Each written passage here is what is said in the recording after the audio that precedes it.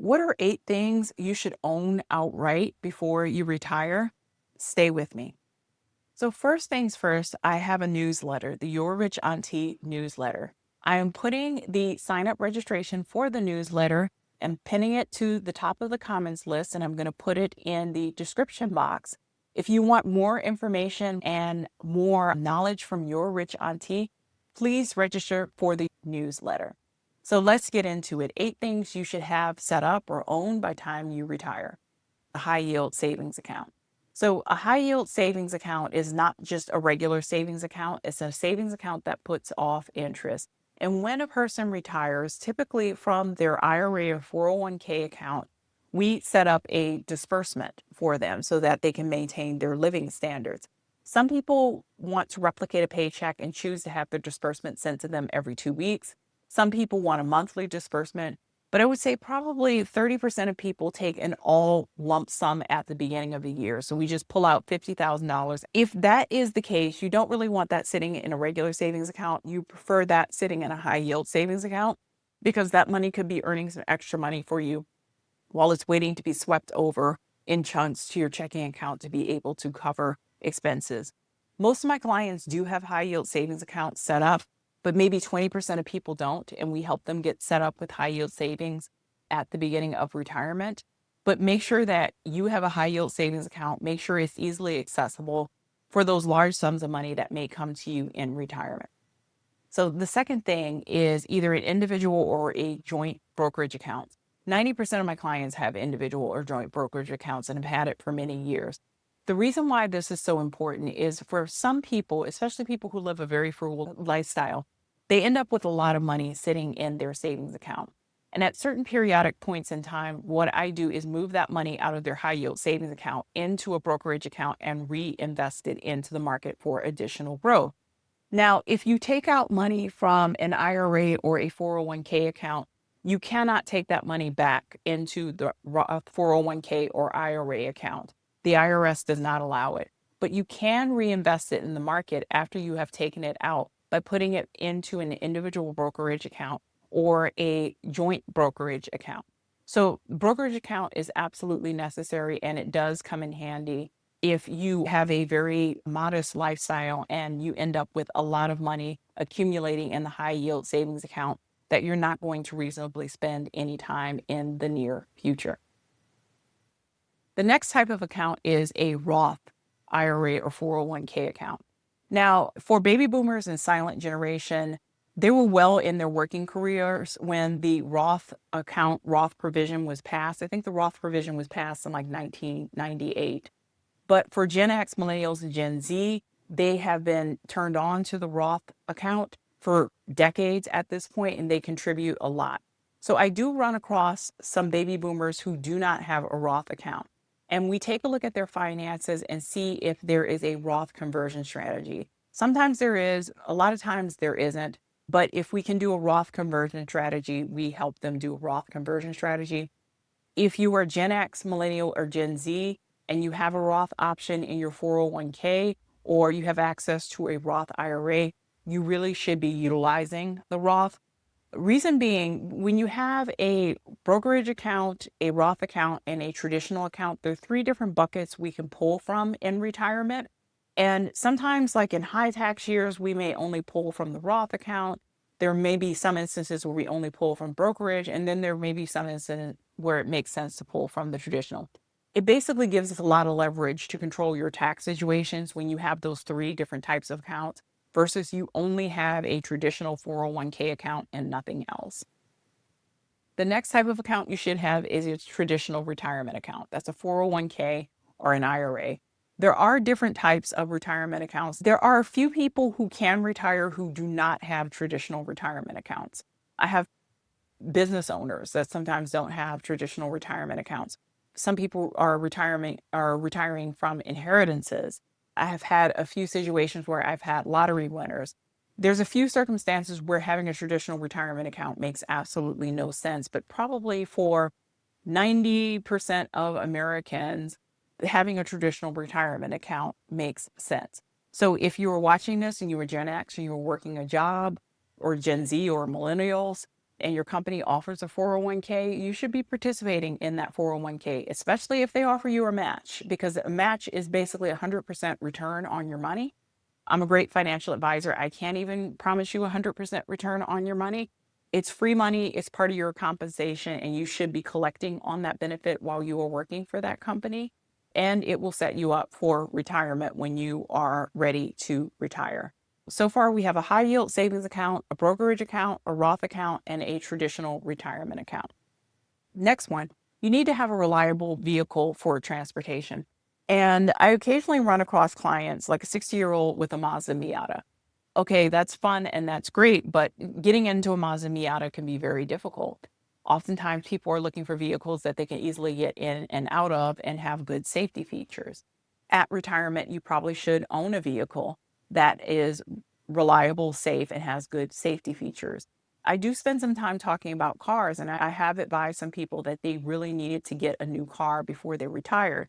If you're driving a 25-year-old pickup truck with no safety features, no airbags, and shoddy brakes, yeah, you may be able to get away with that at 20. But if you get in an accident with that at 65, there's less of a chance of you surviving that. So for your own safety, you probably need to drive a more modern car with more safety features. Reliability. I have clients who love exotic cars, or they want to drive like a Mercedes, or they want to drive. I have clients with Corvettes and Lamborghinis and things like that, things that are really special cars that are more for fun, and they need to have a daily runner car. You're not going to run to the supermarket in a Lamborghini. And so I encourage them to get a daily runner car. It doesn't necessarily need to be new, but get like a Toyota, a Honda, Subaru, something that has a reputation, maybe a Mazda that has a reputation for reliability. That can be your reliable vehicle and transport. And the Miata becomes your fun car in retirement. So you should have a paid off, reliable car that is your reliable source of transport. It needs to be in good condition. Any car over 15 years old gets side eye from me, and you should have that paid for and bought out by the time you are in retirement. You should have a home. Okay, you should have a home with an asterisk attached to it. It used to be slam dunk advice that you would own your home by the time you retire. Homes are so expensive nowadays, especially here in California. I would say a good portion of my soon to be retirees do not own their homes and will never own their homes. If your home is 1.6 million and you bought the home at 55 and you have a 30-year mortgage, your odds of paying that off by retirement are very slim, or you're not going to pay that off by retirement. And I think people have allowed for that, or people have accepted that. I'd love to see paid off homes. I really do. They really have a meaningful difference in retirement. But for a lot of Americans, that's just not going to be the case. And if you have done good savings for retirement, you can swing it. You can swing it. You can swing a mortgage. Essentially, if you have a mortgage in retirement, it's probably a little bit better than renting, because rent is constantly going up and you can't control rent. Mortgage, for the most part, you know what you're going to be paying, and that's never really going to increase. For people with wonky interest rates, we may be able to get that down by refinancing, but you know what you're going to be paying forevermore for your housing going forward, and that's actually a very good thing. It would be great if you could have your home paid off. That should be a goal. But if you don't have your home paid off, you're going to be like tens of millions of other Americans who are never going to be able to pay off their home. And with proper planning and with proper investments, we can work around that.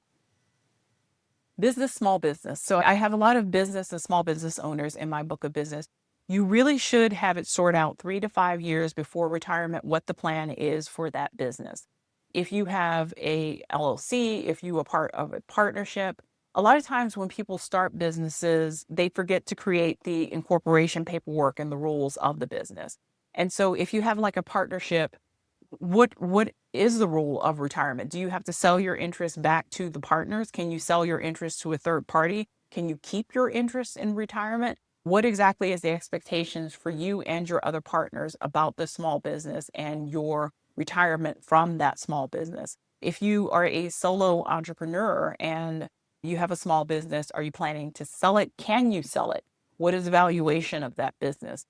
These are questions that often take years to sort out, And so you don't want to do this 6 months before retirement. You really want to do this 3 to 5 years before retirement so that you can come to agreement, you can get the paperwork in order and signed and set up so that you can gracefully transition out of the business, but the business can continue for the partners that are continuing to work in the business. Or if you're a solo entrepreneur, there's a wind down of that business or a wind down to transition of that business. But if you have a business, a small business, you really need to put that into play and into order 3 to 5 years before you retire. Next one, a lot of people don't think about this, but updated technology. You're going to be using that technology a lot in retirement, and you need to have a new laptop, a new iPad, and a new iPhone. Sometimes companies, corporations get discounts. My company offers a percentage discount for Apple products, and so you can use that to buy whatever equipment that you have.